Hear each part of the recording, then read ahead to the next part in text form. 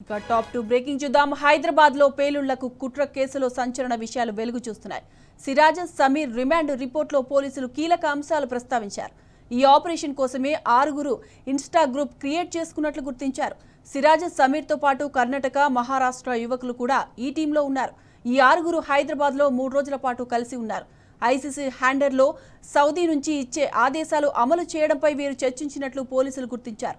6 ఇద్దరిని tiffin box బాంబులు తయారు చేయాలని ఐసీసీ హ్యాండర్లు ఆదేశించారు. మిగతా 4 బాంబులు పెట్టే టార్గెట్లు గుర్తించాలని ఆదేశాలు ఇచ్చినట్లు పోలీసులు దర్యాప్తులో గుర్తించారు. సిరాజ్ అమెజాన్లో టిఫిన్ బాక్సులు, వైర్లు, రిమోట్ సెల్స్ ఆర్డర్ చేశాడు. నిన్న విజయనగరంలో సిరాజ్, హైదరాబాద్లో సమీర్ను అరెస్టు చేయడంతో పేలుళ్ల కుట్ర భగ్నమైంది. వీరిద్దరికీ విజయనగరం కోర్టు 14 రోజుల రిమాండ్ విధించింది. అరెస్టు సమయంలో సిరాజ్ దగ్గర భారీగా పేలుడు పదార్థాలు గుర్తించారు. అమ్మోనియం నైట్రేట్, సల్ఫర్, అల్యూమినియం పౌడర్ను పోలీసులు సీజ్ చేశారు. ఇదే అంశానికి సంబంధించి హైదరాబాద్లో పేలుళ్ల కుట్రకు సంబంధించి మరింత సమాచారం మా crime bureau chief Bhaskar phone లైన్లో అందిస్తారు. భాస్కర్, చెప్పండి, ఈ కేసుకు సంబంధించి రిమాండ్ రిపోర్ట్లో పోలీసులు ఏ విషయాలు బయటపెట్టారు? అప్డేట్స్ ఏంటి? హైదరాబాద్ పేలుళ్ల కుట్ర కేసులో సంచలన విషయాలు బయటపెట్టారు పోలీసులు.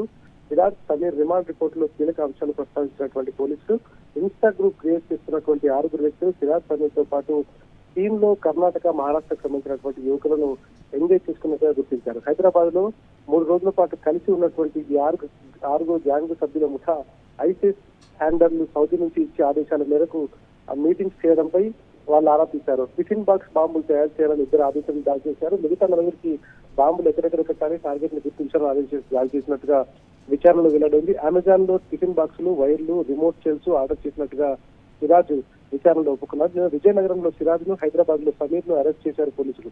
ఇద్దరికి 14 రోజుల రిమాండ్ విధించినటువంటి విజయనగరం కోర్టు అరెస్టు సమయంలో సిరాజ్ దగ్గర భారీగా పేలుడు పదార్థాలు ఉన్నట్టుగా గుర్తించారు. దాంట్లో ప్రధానంగా అమోనియం నైట్రేట్, సల్ఫర్, అల్యూమినియం పౌడర్లను చేశారు.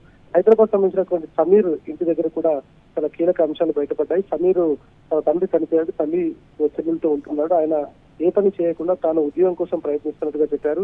మొత్తం ఆయనకు సంబంధించినటువంటి వ్యవహారం కుటుంబాన్ని అంతా కూడా అతనే పోషించేవాడు అనేటువంటిది గుర్తించారు. ఇక సిరాజ్ కు సంబంధించి 2018 సంవత్సరంలో హైదరాబాద్ లో ఇంజనీరింగ్ విద్య నిర్వహించినటువంటి సమయంలో సమీర్ పరిచయం ఏర్పడినట్టుగా నిఘా వర్గాల సమాచారం. వీరిద్దరు ఐసీస్ తో సంబంధాలు పెంచుకున్నట్టు తెలంగాణ ఇంటెలిజెన్స్ గుర్తించింది.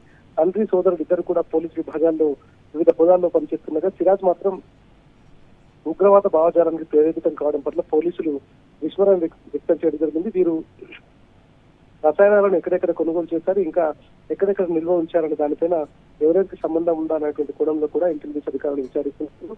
విజయనగరం డీఎస్పీ ఎం శ్రీనివాసరావు తెలిపారు.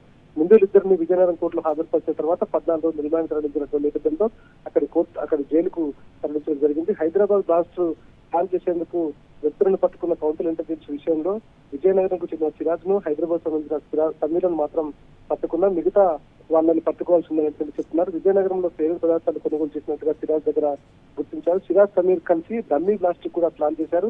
వీళ్ళు ప్రధానంగా సౌదీ అరేబియా నుంచి ఇచ్చేటువంటి ఆదేశాల మేరకు ఐసిస్ లాడ్జిల్లో పనిచేస్తున్నట్టుగా గుర్తించారు.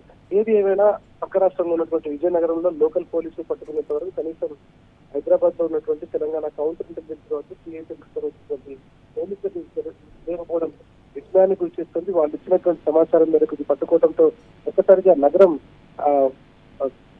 భయాందోళనకు గురైనటువంటి పరిస్థితి కనిపిస్తుంది. కొంత కౌంటర్ ఇంటెలిజెన్స్ పోలీసులు, సిఐఎస్ఎల్ పోలీసులు, ఇతరుల ప్రతిపక్ష నాయకులు, ఇతర రాజకీయ పార్టీలకు సంబంధించినటువంటి వారిని ఫోకస్ పెట్టినటువంటి మొత్తంలో కనీసం దాంట్లో సగంలో కూడా ఇటువంటి ఉగ్రవాద కార్యకలాపాలపై చూడటం లేదనేటువంటి విమర్శలు వస్తా ఉన్నాయి. ఇప్పుడు భారత్, పాకిస్తాన్ మధ్య ఏర్పడినటువంటి పరిస్థితుల నేపథ్యంలో ఇప్పటికైనా హైదరాబాద్ కొంత సెన్సిటివ్ ఏరియా కాబట్టి ఇక్కడ అన్ని కులాలు, మతాలు, ప్రాంతాలకు అతీతంగా అన్ని మతాల వాళ్ళు కలిసి ఉంటారు కాబట్టి అన్నదమ్ముల్లా కలిసి ఉన్నటువంటి నేపథ్యంలో ఇక్కడ ఏదైనా ఇబ్బంది కలిగించేటువంటి ఆలోచనతో ఇటువంటి స్లీపర్ సెల్స్ పనిచేసేటువంటి అవకాశం ఉంటుంది. కాబట్టి ఇప్పటికైనా కౌంటర్ ఇంటెలిజెన్స్ వ్యవస్థ ఇట్లాంటి పనులపైన దృష్టి సారించి కొంత పోలీస్ విభాగం పైన ఉన్నటువంటి పేరును మరింత పెంచేలా వ్యవహరించాలి తప్ప ఇటువంటి వాటిని పక్క రాష్ట్రం వాళ్ళు చెప్పేంత వరకు మనకు దీనిపైన అవగాహన లేకపోవడం మాత్రం చాలా ఇబ్బందికరమైనటువంటి పరిస్థితి తీసుకొచ్చే అవకాశం అయితే కనిపిస్తా ఉంది. Right Bhaskar, thanks for the updates. Hyderabad లో పేలుళ్లకు కుట్ర కేసులో సంచలన విషయాలు వెలుగు చూస్తున్నాయి. సిరాజ్, సమీర్ రిమాండ్ రిపోర్ట్లో పోలీసులు కీలక అంశాలు ప్రస్తావించారు. ఈ అంశాన్ని టాప్ 2 బ్రేకింగ్ గా మనం చూసాం.